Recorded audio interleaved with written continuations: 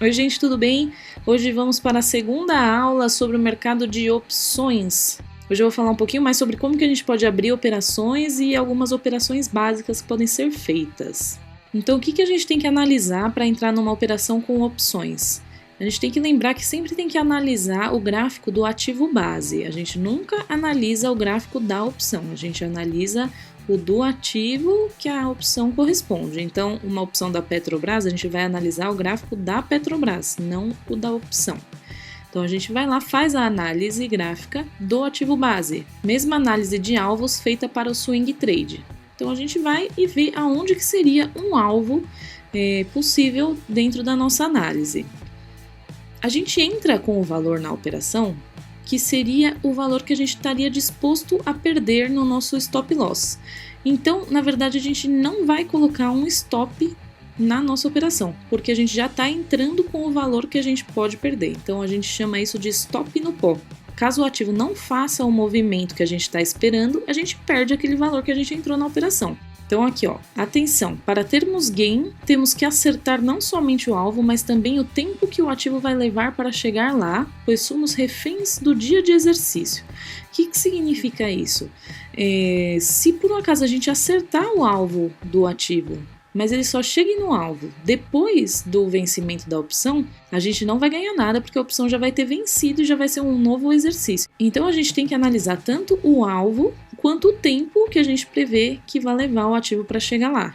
Então, se for uma operação muito longa, muitas vezes não vai ser possível fazer com opção. Aqui a gente vai falar um pouquinho das operações básicas. Compra de call ou put a seco. Lembrando, não sabe o que é uma call ou uma put? Volta para a aula anterior, que lá eu explico direitinho. Então, a call, direito de compra, ou put, direito de venda. Comprar uma call ou uma put a seco significa que você entra no seu home broker e compra somente a opção. Como se você fosse fazer uma compra de uma ação, você vai lá, compra e acabou. Ou você vai depois, se atingir o alvo, vender, ou então no dia do exercício ela vai virar pó e você não precisa fazer mais nada com isso. Na compra de call ou put a seco, a gente tem que lembrar que o tempo para o dia do exercício vai influenciar muito, muito, muito no valor da opção.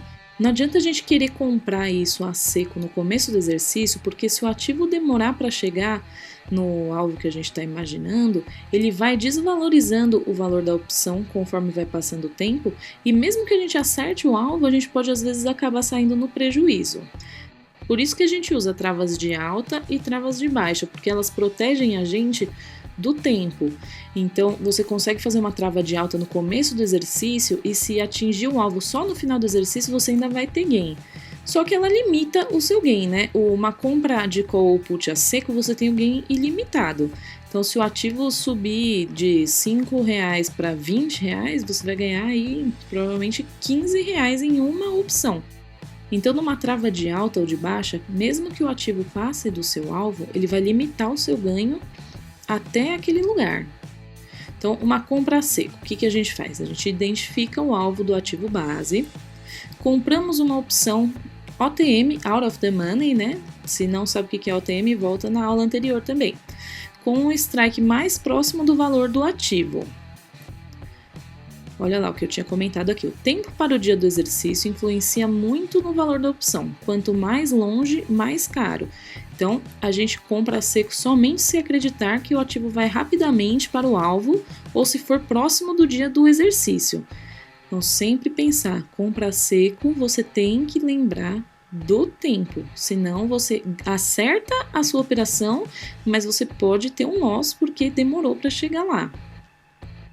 E o lucro é ilimitado, então você pode multiplicar o capital que você colocou ali por inúmeras vezes. Então, numa trava de alta, como que a gente faz? O início é a mesma coisa, identificamos o alvo no ativo base. Agora que muda, né? Porque antes a gente estava só comprando a opção, agora a gente vai fazer uma venda junto com uma compra. Quando você vende uma opção comprando outra ao mesmo tempo, você não tem perigo de perder mais do que você colocou. Se você só vender uma opção, é muito perigoso, não façam isso, tá, gente? Só se vocês tiverem muita experiência. Então, vamos entender aqui na trava de alta como que funciona. Você vai escolher o strike mais próximo do seu alvo e esse strike você vai vender a call. Então, você vai sempre em trava, tanto de alta quanto de baixa, você vende o valor do strike que você acha que é o alvo e compra um strike que vai ser na trava de alta, ele vai estar abaixo do alvo. Então, por exemplo, eu imagino que o ativo vai chegar a R$20. Então, eu vendo o strike de R$20 e compro um strike abaixo dos R$20. Essa diferença do valor que a gente vendeu para o valor que a gente vai comprar, a gente chama de spread. Então, se a gente fizer uma trava com 50 centavos de diferença, por exemplo, eu acho que o ativo vai chegar a R$20, eu vendo R$20 e compro 50 centavos abaixo. Então, eu vendo 20 e compro R$19,50. Para a gente ter no mínimo 300% de lucro nessa trava, a gente pode pagar no máximo 10 centavos. Isso aqui é uma conta que eu já fiz em diversas operações. Acho que se a gente quiser entrar no porquê que no máximo 10 centavos, vamos entrar numa conta que não é necessária para entendimento e a operação do dia a dia de vocês. Mas se for o caso, mais para frente eu faço uma aula explicando isso. Então, lembrando que se o spread, que é a diferença do strike que a gente acha que vai ser o alvo, para o strike que a gente vai comprar abaixo na trava, se ela for de 50 centavos, a gente tem que pagar no máximo 10 centavos nessa trava. Se for uma trava de R$1 de spread, no máximo 20 centavos. E se for uma trava de R$2 de spread, no máximo 50 centavos. E lembrar sempre que quando a gente faz uma trava, a gente limita o nosso lucro. Então, eu vou proteger a minha operação do tempo, eu vou conseguir fazer uma operação mais barata, porém eu tenho um lucro limitado. Aqui é um gráfico que vai mostrar para vocês como que funciona o lucro ou prejuízo de acordo com a trava, os strikes que a gente escolheu e o valor do ativo. Então, se a gente imaginar que aqui acima dessa linha a gente começa a ter lucro e abaixo dessa linha a gente está tendo prejuízo. Então, a gente escolhe um strike e vende. Aqui seria o nosso alvo. Na nossa análise, a gente vende o nosso alvo. Então, vendemos aqui e compramos aqui abaixo.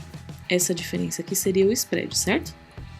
Então, quando o ativo tá de R$0 até o strike que a gente comprou, a gente está perdendo o valor inteiro. Quando a gente vai do strike comprado até chegar no strike vendido, a gente vai fazer essa curva aqui, vai ter um momento que a gente vai ficar no 0 a 0 e vai ter um momento que a gente vai chegar no máximo do nosso lucro dentro dessa trava. Mesmo que o ativo atingir esse valor e passar, a gente vai estar com esse lucro máximo. Então, aqui a gente teria prejuízo e aqui a gente teria ganho. Pensando um pouquinho na trava de baixa, ela é a mesma lógica da trava de alta, só que tudo com put ao invés de call. E aí a gente tem que pensar na venda e na compra ao contrário. Então, só para a gente entender. A gente compra uma trava de baixa quando a gente acredita que o ativo vai cair o preço. A gente identifica o alvo, seria como se fosse uma venda, tá, gente? Então, a gente identifica o alvo e a gente vende a put com o strike mais próximo do alvo. Então, a gente vende uma put. E a gente compra uma put com o strike com o spread de 50 centavos, R$1 ou R$2 acima do alvo, ao invés de ser abaixo, porque agora a gente está apostando na queda do ativo e não na alta. Então, sempre lembrar bem disso. E os valores máximos de spread a gente utiliza o mesmo que a gente utilizou para a trava de alta. Então aqui eu vou mostrar bem simples, da mesma forma da trava de alta, qual que seria o lucro ou prejuízo da operação de acordo com o valor do ativo dentro de uma trava de baixa. Então aqui a gente vende o strike, que seria o nosso alvo, compramos o strike acima do nosso alvo, porque a gente está apostando na queda, certo? Então, pensamos aqui, o ativo está de R$0 até o valor do nosso strike vendido, seria onde a gente teria o nosso lucro máximo dentro dessa trava. Quando o ativo começa a subir o preço, a gente vai começando a diminuir o nosso lucro, até chegar na nossa perda máxima, que seria o strike comprado, e mesmo que ele continue subindo, a gente perdeu no máximo aquilo que a gente colocou. Por isso a importância do stop no pó, hein, gente? Então vamos ver aqui o que eu comentei já, mas de uma forma mais aprofundada, que seria qual operação que a gente faz e qual que é a influência do tempo nas operações. Então, na primeira e na segunda semana de exercício, lembrando que isso não é a primeira ou a segunda semana do mês, porque o vencimento do exercício é sempre na terceira segunda-feira de todo mês. Então a gente tem que considerar que começa na terceira segunda-feira a primeira semana, ok?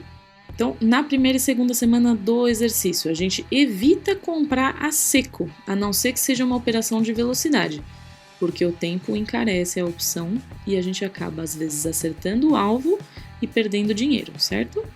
As travas protegem do tempo. Então, travas são ideais para a gente usar na primeira e segunda semana do exercício. Na terceira semana, a gente pode tanto comprar a seco quanto travas, porque seria ali um meio do caminho que as duas operações estariam certas.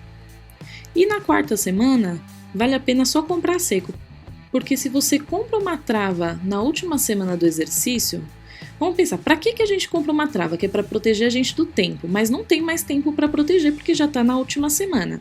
E além disso, a trava deixa a nossa operação mais barata.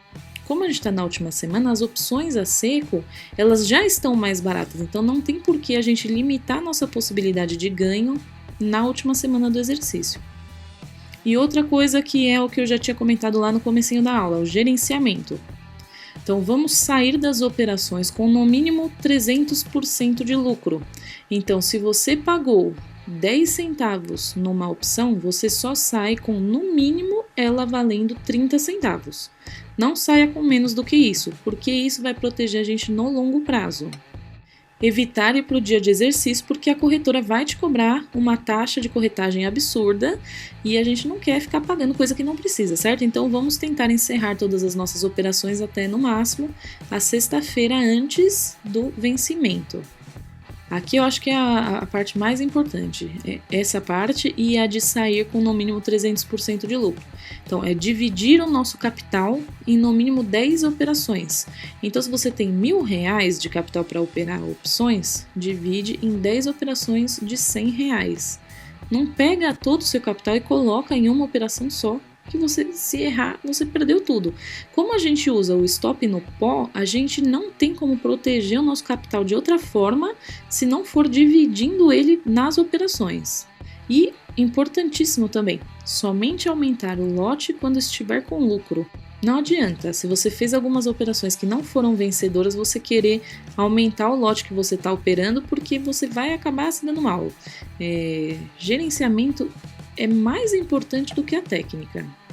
Muito, muito, muito, muito importante. E conforme a gente vai aumentando o capital, vai crescendo, vai tendo gains, a gente vai mantendo o lote por operação de 10% do capital. Então, por exemplo, você entrou com R$1.000, aí de repente você está com 1.500, aí você pode começar a fazer 10 operações de R$150, ao invés de ser as operações de 100. E aí a gente vai subindo e vai escalando os nossos ganhos.